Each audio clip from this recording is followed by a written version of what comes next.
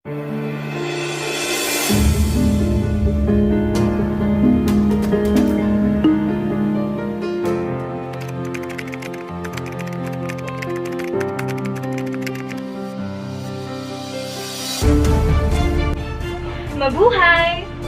May I lend your ears for about 7 minutes? I swear that our vlog will be worth watching for. We'll just discuss the controversy about the different version of the first cry. But before that, permit me to have a brief discussion about it. The first cry is a historical event where the Filipinos store their cédulas, which for Andres Bonifacio is the sign of slavery of the Filipinos to the Spaniards. This Philippine Revolution of 1896 happened after the secret organization of the Filipinos or the Katipunan was exposed to the Spaniards and the members were trapped and many were imprisoned. With regard to this situation, the Supremo became worried about his comrades and their ultimate goal is to be compromised. Bonifacio decided to hold a meeting outside the city with the agenda of when to carry out their plan to attack the Spanish government. In 1911, a monument of heroes of the Philippine Revolution that was believed to have been there on August 26 was built in Balintawak. However, different Katipunan personalities contradicted the time and place of the first cry of the Philippine Revolution. Among them were Pio Valenzuela, Santiago Alvarez, Gregorio de Jesus, and Guillermo Magsankay.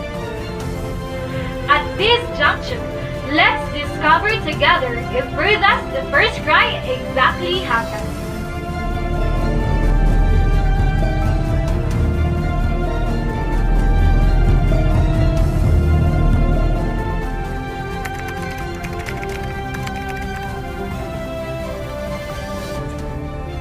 What makes Pio Valenzuela's cry of Pugad Dawin a controversy? Pio Valenzuela's cry of Pugad Dawin was deemed controversial because he changed his first statement to a different one. In the first version of his narration, he said that the cry occurs in Balintawak last August 26, 1896. Later on in his life, he said that the cry occurred in Pugad-Lawin last August 23, 1896. So in my opinion, it is more probable that the first version occurred compared to his later version. It is not reliable to believe in his first version because since his memories are fresh and still vivid. So Pio Valenzuela y Alejandrino was a Filipino physician and revolutionary leader. At the age of 23, he joined the Society of Katipunan, which was a movement which sought the independence of the Philippines from Spanish colonial rule and started the Philippine Revolution. Still, we should not disregard his story, since time and other factors indeed work and can change your memories. The cry of the Pugad-Lawin vitalized unity among Filipino people and brought the thirst of independence to everyone.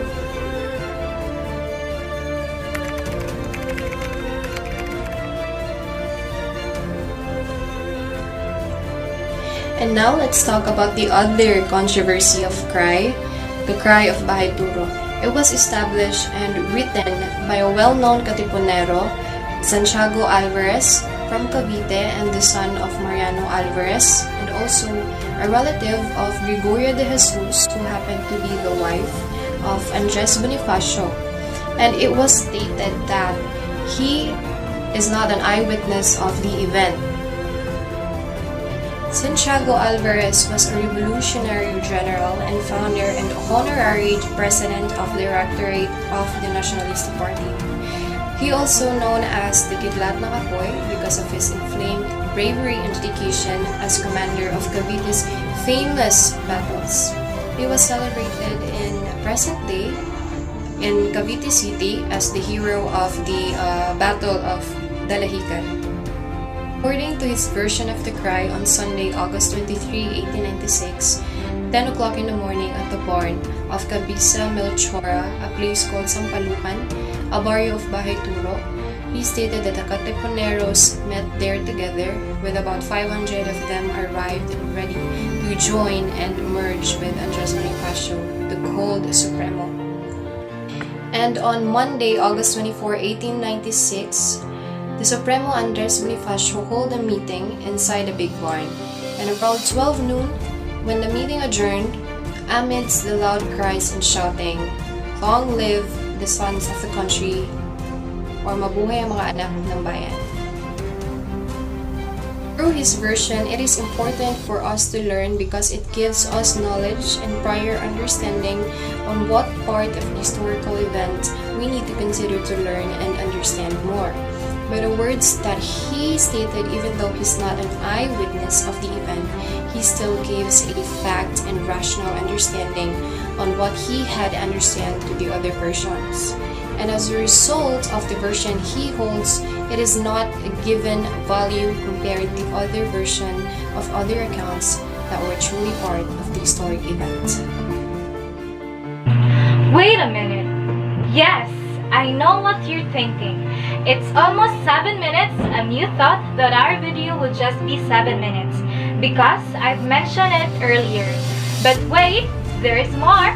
We're halfway from our historical journey regarding the controversy of the first cry. So sit back, relax, and keep on watching.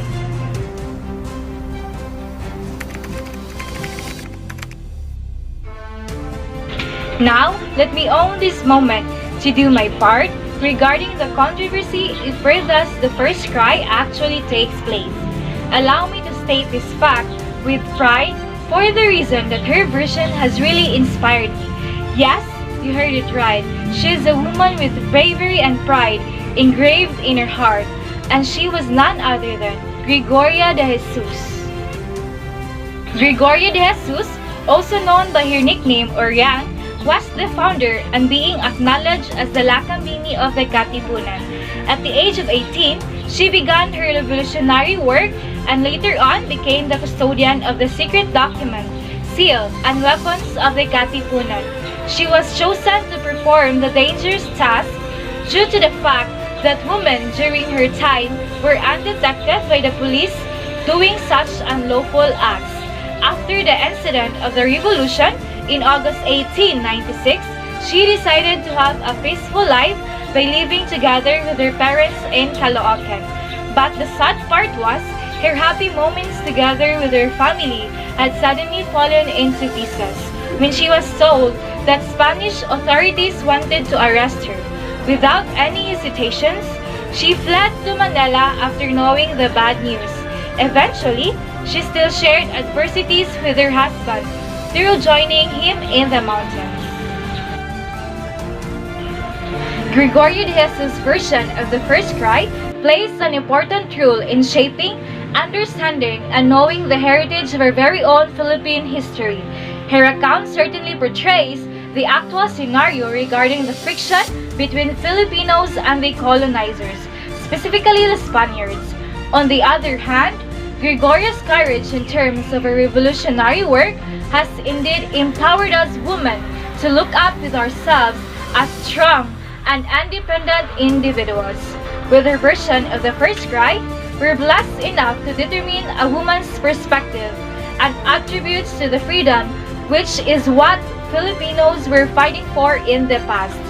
To conclude, the true essence of being a woman is her resiliency despite the hardships she's facing. Arriba, Gregoria!